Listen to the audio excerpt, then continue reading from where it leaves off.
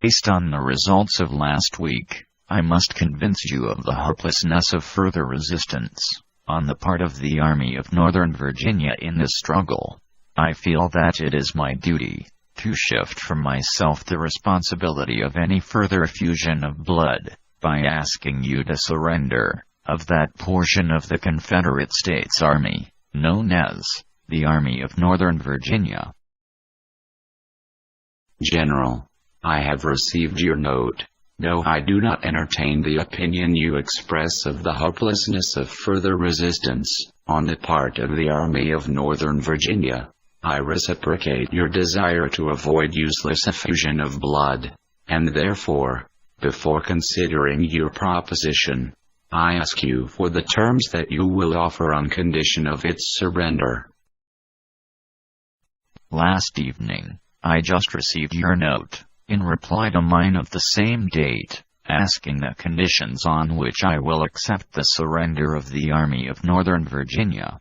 In reply, I would say that, peace being my great desire, there is but one condition I would insist upon, namely, that the men and officers surrendered shall be disqualified for taking up arms against the government of the United States, until properly exchanged.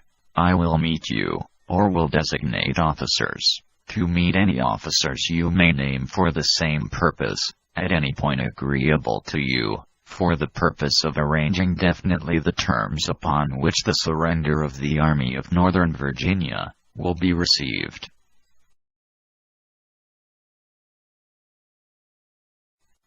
General, today at a late hour, I received your note.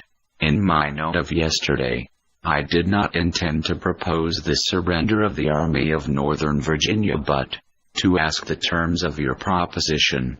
To be frank, I do not think the emergency has arisen to call for the surrender of this army, but, as the restoration of peace should be the sole object of all, I desired to know whether your proposals would lead to that end. Therefore, I cannot meet you with a view to surrender the Army of Northern Virginia, but as far as your proposal may affect the Confederate States forces under my command, and tend to the restoration of peace, I should be pleased to meet you at 10 a.m. tomorrow, on the old state road to Richmond, between the picket lines of the two armies.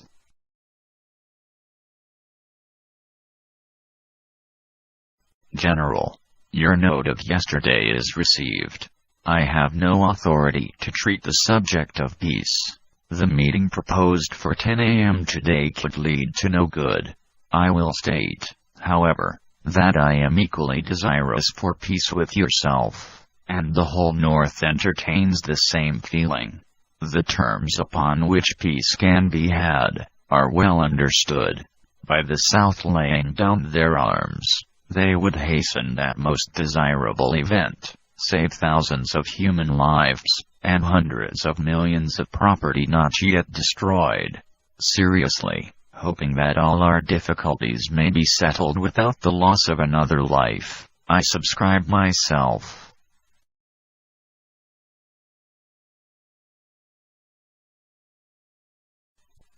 General, I received your note of this morning on the picket line.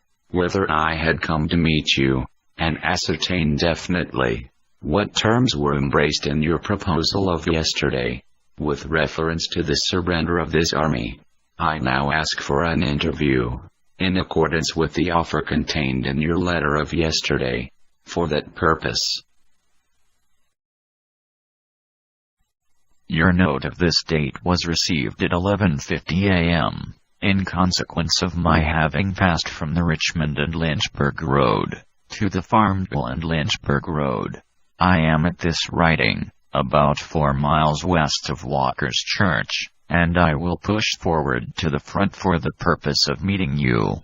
Notice sent to me on this road where you wish the interview to take place will meet me.